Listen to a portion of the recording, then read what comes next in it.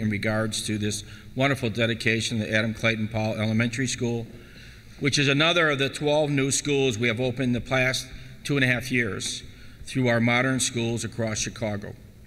Altogether, we have opened 47 new schools since 1995. Modern schools across Chicago is funded by the taxpayers of the city of Chicago. We get no assistance from state government, no assistance from the federal government, no money whatsoever for any of these projects. The question for you as taxpayers, why? What is the priority of your federal and state governments? Why isn't the highest priority in all governments should be education? We're on tangents. We're worried about the rest of the world. We're worried about issues that do not have a concern for these young children here and another generation coming through. And where are the voices in regards to money for education? And what we see, both in the state and the federal governments, is they're cutting everything. Now, you can have priorities, but why can't one of the highest priorities be education? And no other city in the nation has taken such a major step to assure that our children learn in modern, up-to-date environments. Last year, the City Council approved funding for the second phase of the program, so financing of modern public schools continue to be a top priority on their tax increment financing TIF. Education of our children is the most important issue I've ever dealt with 22 years as mayor of the city of Chicago. I firmly believe it is the only issue. This is not about adults and teachers and unions. It's about children. I recently went to China, and I went to a classroom in China which has 48 children in every class. 48. 48. We would be outraged that we would have to have 48 children in a classroom because automatically you would say they can't learn. But why are they learning in China? What is the difference between us and China? How can they have 48? If we had 48 in the classroom, all the politicians would be up in arms, the local school council, the teachers union, the federal government would file lawsuits, the Justice Department. It's unfair. But why in China they have 48? Because their highest priority in life is education. It isn't second. It isn't third. It isn't fourth. It's in the family. It's in the church. It's in the community. Education doesn't begin and end in the school. It starts in the home.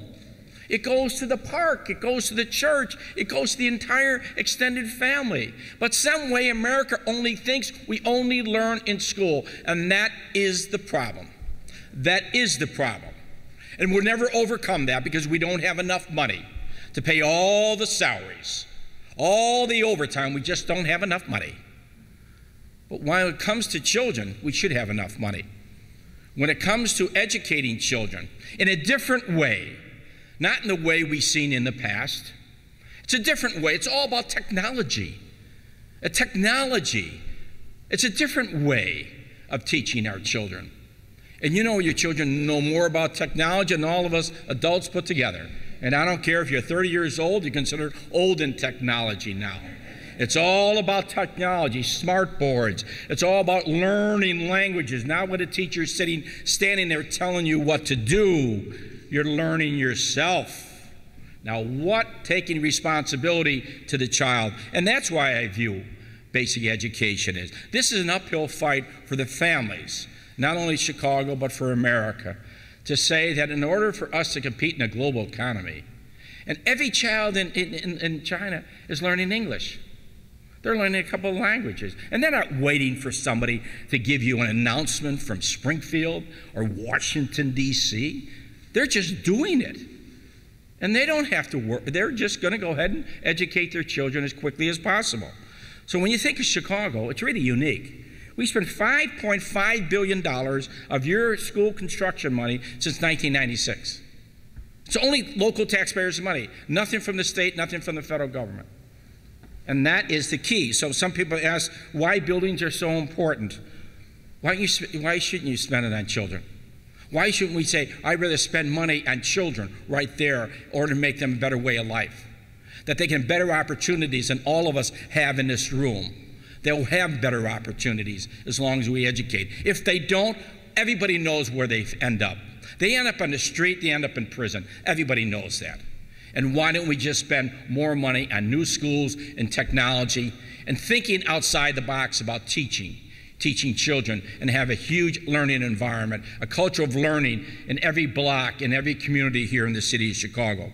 When you open a new school, you basically give students and staff a reinforcement that at least Chicago believes in the quality of education we have to give to our children. I congratulate the principal for his great commitment here, Derek Jordan. You could tell when I walked into the school today, and you could tell from his parents that he's so proud of the students, so proud of his staff. And that's what you need more of. He's a leader. He's a leader for the students, and he's a leader for the community.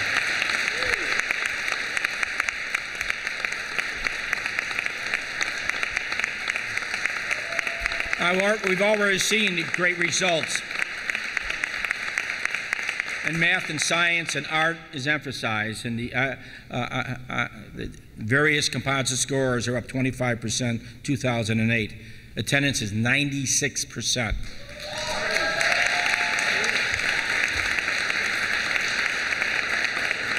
I'd like to commend all the students, all the parents and teachers, administrators for making this a learning environment in the community. In the competition for jobs of tomorrow, we are not going to compete as a city against New York or LA. We're going to be competing jobs around the world. And be very frank. And so the more opportunities and the more we help our children, the better off they'll be in this global economy. And we must pay especially attention, not only elementary, but high school. But also we have to look at why is it that we still think about the summer as going out to the fields and working the farms. I mean, this is 2011. Just think, we still think of that. We shut everything down some way for July and August and say, you know, we're just going to give our children a rest. No one's resting in the world on education.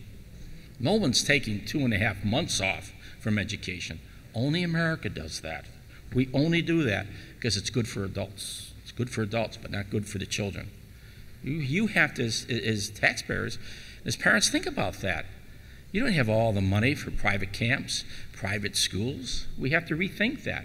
But just think, we have not changed that in America yet. We still do the old way of teaching, and that is the wrong way. But here they're doing it the right way. And they're looking at time, how much time children spend in school. In China, I went to one school, they go from 8 o'clock in the morning till 8 o'clock at night. Someone asked me why. Simple. They do their homework. They do cultural events, the sporting events. In other words, they say, and the parents can come to the school. Parents come to the school then at 5 o'clock, and they're in a learning environment as well. So it's the school, it becomes the anchor of the community. You've paid for it. It's yours. It's not the employees. It's your school. This is your school. It's not the employee's school. And so that's why completion of this project is entirely important for South Shore and tax increment finance. If we didn't have that tool, none of the schools would be built in the city of Chicago. None of the schools would be built in the city of Chicago. We'd be like the state and the federal government, just sitting there waiting. Maybe in 2025, 2030, you'll get a school, or 2050, you'll get a school. It wasn't for tax increment financing. And there is the tool of economic development. We have seen this all over here in the 7th Ward. And just this whole idea of touring and finding out what we've accomplished and what we did together, community, block clubs, local school council, parents groups, citizens that really stand up, all the parents that volunteer on behalf of their children going to and from school, parent patrol, all those involved in CAPS and local school council. And just south of here is the $96 million is committed in TIF money. The old U.S. Steel Works plant redevelopment to remake South Chicago and the entire South Side. Someday a new neighborhood will rise on 87 acres parcel of land with new streets, new retail, commercial property, rental, and for sale property. The first phase of the project deals with retail space of 800, almost 1 million square feet and 250 units of housing. They expect to create over 1,000 jobs. In the meantime, 1,500 temporary construction jobs. So you have to have vision. You have to look at something and say, we can do that. It takes time, but at least you have a vision. And people have to say, that's going to be where it's going to be. It's the most beautiful view in the city of Chicago, looking downtown, all the way downtown, close to the lake. Again, the City Department of Transportation is carrying on the relocation, US 41, and the realignment of the Southworks in that area in order to accommodate that. Realignment of 41st, 79th Street to Ewing Avenue, which is really important for that development and for the community. Projects like this are important to have some vision and look at the funding as well. I'm very thankful to Chicago Public Schools and the Public Building Commission for many, many projects that carried out here in the 7th Ward. New play lots at Bradwell, Anthony Branch, to major mechanical repairs, Epic Academy High School, to renovation of Eriksdale Stadium, rebuilding a new field house at Rainbow Beach, the new South Water plant to house new chlorine processing equipment, plan for transformation, Mahalia Jackson Apartments, 283 units, 60 other units here within the ward. The Chicago Park District, many projects at Bessemer, Luella, Russell Square, Ash Beach, Rainbow Beach. I didn't mention all the street projects that we've had, the programs, streetscaping on Commercial and Exchange Avenue, almost 4 miles of bike routes that we have had here in this community. Every organization, I want to thank the residents, the business community, and not-for-profits. You have to believe in the city, and you have to believe in the future. If you don't, then you give up on your children, and no one should ever give up on their children. Every organization, such as Feather Fist, which the city has been pleased to support financially in its work with homeless veterans. And we look at everybody dealing with the type of housing they need, grandparents raising grandchildren, senior housing, homeless housing. You look at veterans housing. And so you really have to break it down, single mothers raising children. And we in America, I think we can do a much better job for our own. And here in the city of Chicago, you lead by example. You thank those who have ideas, those who put the input, those who sent the letters and notes of encouragement that this government can work on behalf of the people. I'm very proud of the cooperation that we have received. That doesn't mean there's difference of opinion. In this project, the Parks Organization opposed of using a school, put a school in the park. They said it's unfair. But just think, if we didn't have the property, it would cost us another $50, $60 million to buy something. And we couldn't put money in the schools. So when you have a piece of property owned by you, the taxpayers, you put a school there because you save enormous amount of money. And so again, you have to make a decision. I want to thank Sandy Jackson for being with us on that decision. And some aldermen don't like that. They don't like to disturb public land. They want us to go out and buy private land. It costs the taxpayers 10 times as much money. I thank her for her belief. Thank you.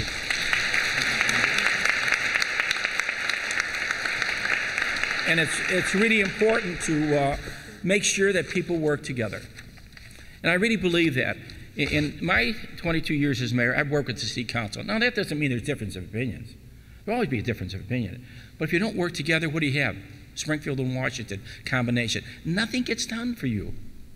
So I can argue, I can be philosophical about it, I can listen to every newspaper editorial and say, I oppose everything. So when you do all that, when people say, I'm more important than you, and then you have a problem, and then you have a breakdown. Government is supposed to maybe differ, but they're supposed to work together. But everybody has a different agenda, you know that. That's what you have to be careful about. You have to find out where the agendas are. And why aren't they all proceeding on the same page? You pay people to be your elected officials. They're not a Democrat, and they're not Republicans. The Republican Party doesn't pay it, and the Democratic Party doesn't pay it. You, the taxpayers, pay it. Whether you voted for me or you didn't vote for me. Whether you did not vote or whether you could not vote. You still have to be represented by elected officials. That's our job. We're public servants. We serve you, and all the employees that work here in this school serve you. They're public servants. They serve the public, the taxpayers. They work for the Chicago Board of Education, and the taxpayers pay their salary. No one else pays their salary. No one, only the taxpayers. And you have to remind every public employee that you work for me. You don't work for somebody else. And that is a strong message you must tell. Other words, they would not listen to you. They have their own agenda, their own plan, their own design to change things, not for the benefit of the child, but for having less hours in the classroom. And that is wrong. That is completely wrong from my viewpoint. Everybody has to sacrifice. Just think, all the employees in the city, all the employees of the city are taking 2 days a month off without pay. 2 days, except fire and police and teachers. They have to be exempted, and that's about 80% of all the costs of government. We ask all the employees to take 2 days off. For what? Because you're suffering. You've been laid off. You have your home. You have been cut back in your salary. You have to pay for your own pension, or part of your pension, 40, 50%. You have to pay for your health care. We asked them, and they said no. And you have to determine that in the future. Ask them why. Why did everybody else take 2 days off? Why couldn't they take 2 days off? In other words, we understand the suffering of taxpayers. But again, public employees think they're entitled to things, that you have to pay for it. I differ with that. And I'm not condemning all public employees. There has to be a heart in this thing. There has to be a real commitment of public service. And there are. There are many, many great public employees. But that alone made a difference. Those who said, yes, I will sacrifice, and it's a sacrifice, I'd be very frank, for many employees. But they have to remember, taxpayers only have so much money in their pocket. They can only pay so much. And they're struggling as much as we. And I thank all those who made a commitment of public service, not entitlement, but they're public servants. And I thank you for giving me the opportunity and the great honor to serve you as mayor of the city of Chicago. There is no greater position, I believe, in government than the mayor of the city of Chicago, because people like you who firmly believe in their family, in their block, in their community, in their church, in their school, in their park, that you will make a difference in this city. God bless you and thank you.